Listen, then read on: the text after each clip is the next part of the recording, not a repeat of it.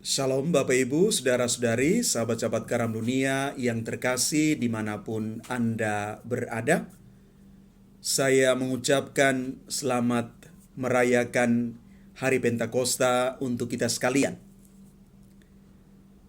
Bacaan-bacaan kudus yang kita renungkan pada hari ini mau mengarahkan kita semua untuk bersama-sama merenungkan apa yang terjadi di dalam perayaan Pentakosta dan apa yang boleh kita ambil ketika kita sudah dipenuhi oleh Roh Kudus. Pentakosta di dalam konteks Perjanjian Lama, dalam bahasa Ibrani mereka menyebut Shavuot, yang arti harfiahnya adalah minggu-minggu. Shavuot itu adalah hari raya ucapan syukur bagi bangsa Israel atas hasil panen gandum yang mereka dapat. Pesta ini biasa dirayakan 7 minggu. Karena itu dikenal juga dengan istilah Hari Raya 7 Minggu. Di dalam kitab Ulangan bab 16 ayat 10. Selanjutnya di dalam Perjanjian Baru, Pentakosta itu berasal dari bahasa Yunani, artinya yang ke-50 setelah perayaan Paskah. Hari yang ke-50 setelah kita merayakan Paskah Kristus, Yesus bangkit dari kematian. Pentakosta adalah hari pencurahan Roh Kudus, seperti yang digambarkan di dalam Kisah Para Rasul bab 2 ayat 1 sampai 11. Para rasul dipenuhi oleh Roh Kudus dan mulai berbicara dengan berbagai bahasa dan berani untuk mewartakan tentang Kristus.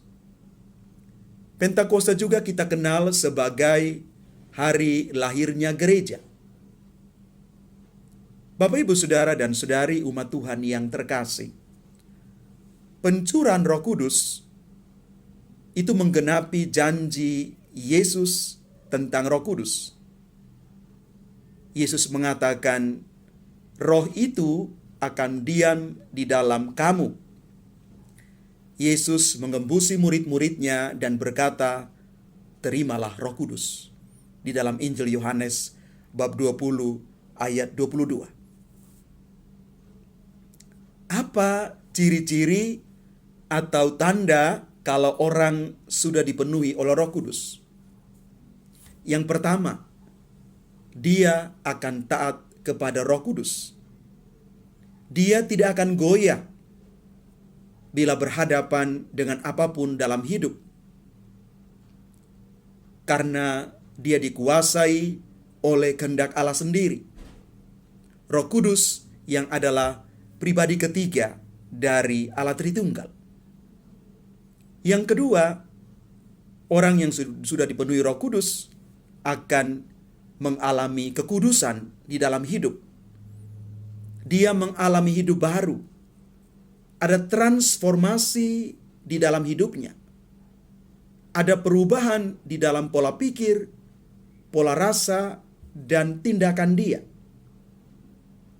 Karena mengalami transformasi, karena kuasa Roh Kudus ini, maka dia sendiri mengalami pemulihan dalam hidup. Yang ketiga, dia berani menjalankan kehendak Allah. Bukan kehendak dia sendiri. Kehendak Allah yang sejatinya adalah dia siap dan berani mewartakan Injil, kabar gembira Yesus.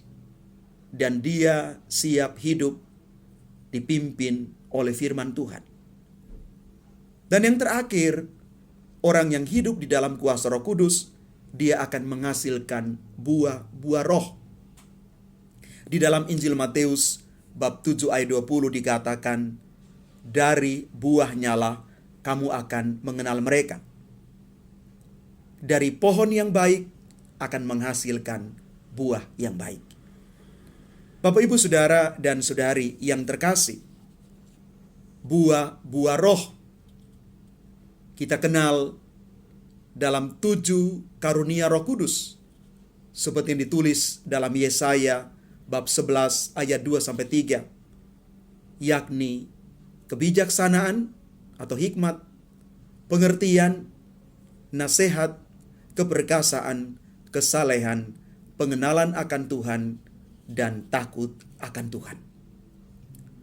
Orang yang dipenuhi dengan kuasa Roh Kudus akan digerakkan dengan roh ini supaya dia tetap bersaksi tentang Kristus. Apa pesan firman Tuhan hari ini untuk kita sementara kita merayakan Pentakosta tahun ini?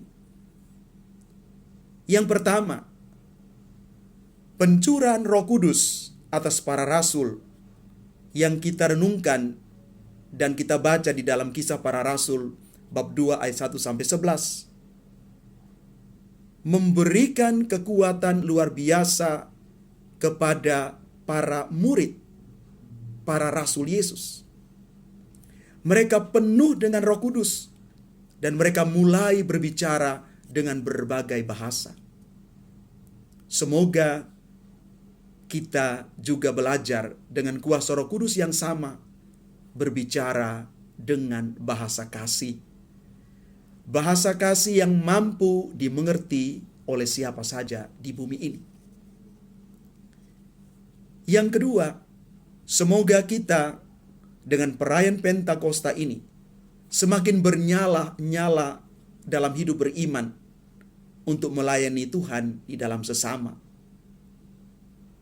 Karena dengan kuasa pembaptisan yang sudah kita terima, kita semua menjadi satu tubuh di dalam gereja Tuhan. Gereja yang membawa kita kepada keselamatan. Mari Bapak, Ibu, Saudara-saudari yang terkasih di dalam Tuhan, semoga perayaan Pentakosta ini menggelorakan semangat iman kita untuk tetap bertekun di dalam iman dan kita siap menjadi pewarta Kristus dimanapun kita berada. Tuhan memberkati kita sekalian. Amin.